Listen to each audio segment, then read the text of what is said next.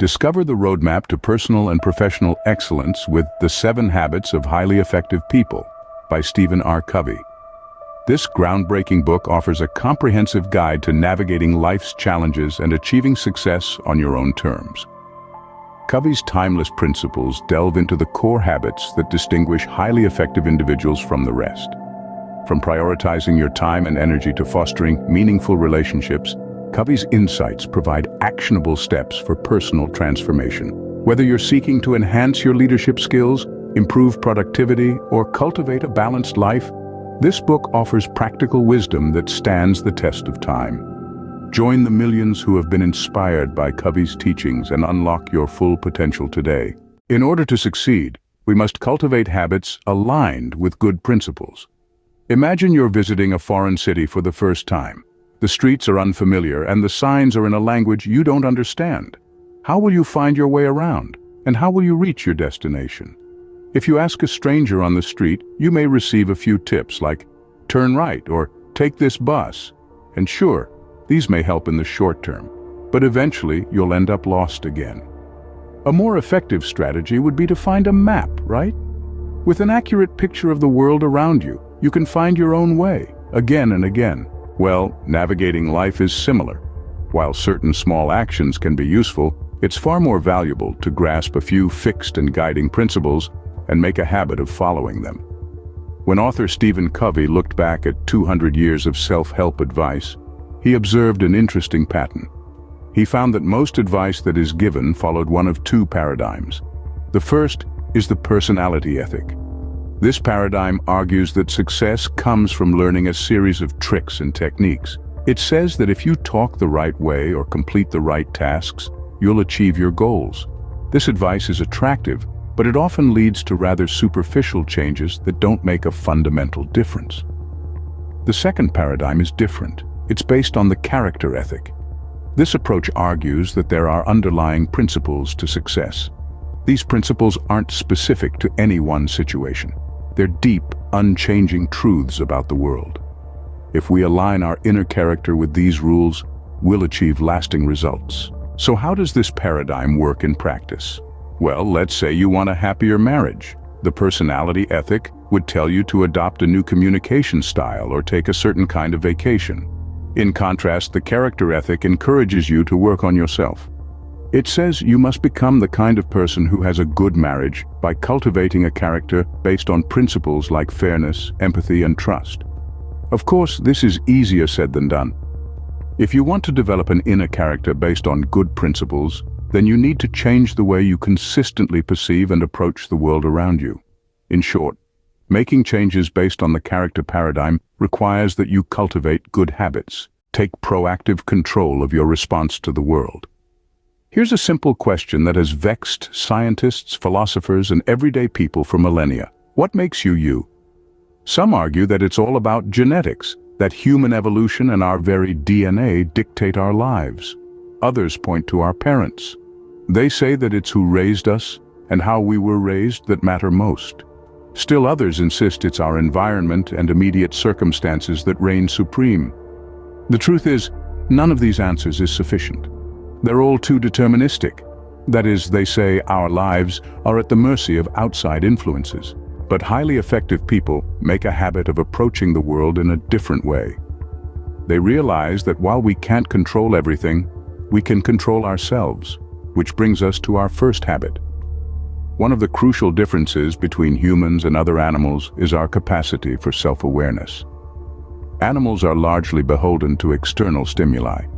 When they encounter something in the world, they generally react in a pre-programmed way.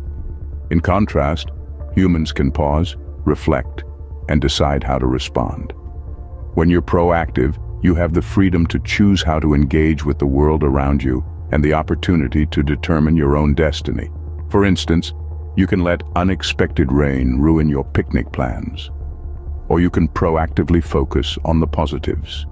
Rather than brood about the weather, you can direct your energy toward enjoying time with your friends despite the storm.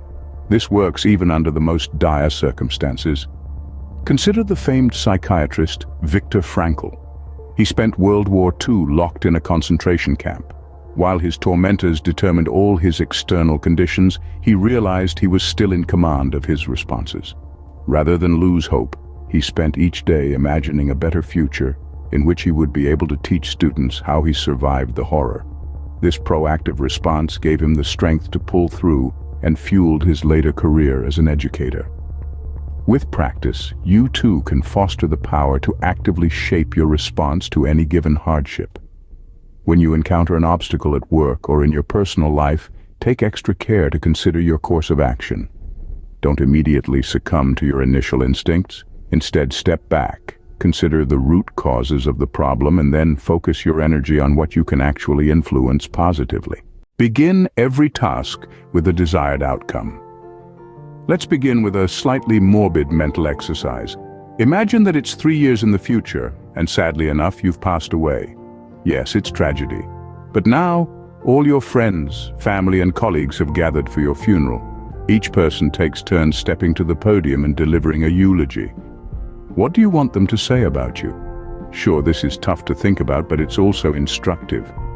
Suddenly, the unimportant details of daily life melt away, and all your real priorities come into focus. Now you're thinking about your relationships, your accomplishments, and what world you want to leave behind. As this somber experiment shows, considering your ultimate outcome is an essential aspect of organizing your life. That's why highly effective people make a habit of thinking things through, which brings us to our second habit. Begin every task with a desired outcome. Whenever you perform an action, whether big or small, you're actually doing it twice. You see, before you physically carry out a process, you must first imagine it by conjuring up a plan. These plans can be quick and casual, like a mental to-do list of your chores, or dense and detailed, like a well-structured business plan. Either way, it's important to think about the future, as it helps you navigate the present. Think about building your dream house. Before framing the house or putting up the roof, it's wise to draft a blueprint. After all, without a clear picture of what you're building, the construction process will be a chaotic disaster. You'll make costly mistakes, waste valuable materials, and likely be unhappy with the result. It's fairly easy to apply this principle to short-term projects. For instance, in the professional sphere, it's always smart to flesh out your weekly schedule ahead of time and have clear goals that you'd like to achieve by the end of each quarter. However, the real benefits of this habit come when planning for the long term. To do this, imagine your desired life by crafting a personal mission statement. Do some serious introspection and write out what you truly hope to achieve, what values you want to uphold, and what you see as real success. Use this document to measure your progress and as a guide to help you make decisions. When you know your desired destination clearly, it's much easier to stay on the right path. Put first things first. It's 9 o'clock on Monday morning and you're at the office. The phone's ringing, the printer's jammed, you have a report to write and a project plan to draft. And wait, your boss is knocking at your door, wanting to speak to you. What do you tackle first? Even when you know what your goals are, it's hard to know which steps to take when. Here to help is the third habit. Put first things first, or put differently, which is to prioritize tasks according to their urgency and importance. Let's talk about how. There are many approaches to time management. Some favor making lists. Others say you should schedule your tasks in advance. But the real secret to working effectively is organizing your efforts by priority. And for this, you can use a time management matrix. A time management matrix is a grid where you list all your tasks according to 2 dimensions, urgency and importance. To make one, get a piece of paper and draw a 2x2 grid with 4 boxes. The top left box is quadrant 1, tasks that are urgent and important, like a sudden crisis that can't be ignored. The top right box is quadrant 2, tasks that are important but not urgent. Think long-term projects like building client relationships. Bottom left is quadrant 3. This is for tasks that are urgent but not that crucial, like answering the phone. Finally, bottom right is quadrant 4. This is for everything that's neither urgent nor important, like playing solitaire. Once you've divided up all your duties this way, it's easier to see where to focus your efforts. While the items in quadrant 1 are important, It's really the jobs in quadrant 2 that deserve special attention. These are often the most overlooked because they don't feel as pressing. However, they're still important and often come with the biggest efficiency payoffs. If you address them early on, you'll help prevent new items from appearing in quadrant 1. Of course, no one can do everything alone. Sometimes putting first things first requires you to delegate items that don't need your personal touch. Just be sure not to micromanage. Don't assign tasks. Instead, ask for specific results. After all, when it comes to efficiency, the outcome is what matters most. Always look for the win-win scenario. You're at a championship football game. It's the final competition of the season. There can only be one winner and one loser. One team takes home the trophy, the other goes home empty-handed, no matter how well they played. Luckily, not all areas of life are like this, where one team must triumph and the rest fail. In fact, if you use collaborative thinking, most situations can be mutually beneficial. That's why effective people make use of a fourth habit: ensure everyone has a positive outcome. Throughout life, we structure our relationships using certain paradigms that shape how we interact. For many people, the dominant paradigm is a win-lose worldview. This means they see every exchange, whether personal, business, or other, as a competition in which getting what you want means the other parties can't get what they want. While this paradigm is useful in some contexts, it's disastrous in others. It makes everything a competition, turning potential partners into adversaries. This breeds distrust and disharmony, and eventually makes both parties losers. For example, imagine a sales team in which only the top-performing person gets a bonus. The rest get nothing. This is a win-lose arrangement that incentivizes each player to care only about himself. People who feel like this may hide leads or worse, sabotage each other. The result? Fewer overall sales. There is an alternative to this, and it's the win-win paradigm. This worldview ditches competition in favor of collaboration. It seeks outcomes that benefit everyone involved.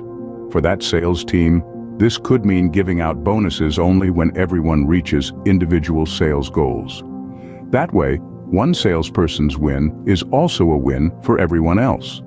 This win-win arrangement encourages communication and teamwork, and will result in more sales and happier workers overall.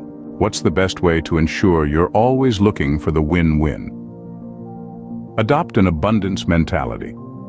This mindset doesn't see good things like success, joy, fulfillment, or even profits as rare commodities. Instead, it knows there's always plenty for everyone. When you realize there's always more value to be had, it's easier to look for ways to collaborate on attaining it.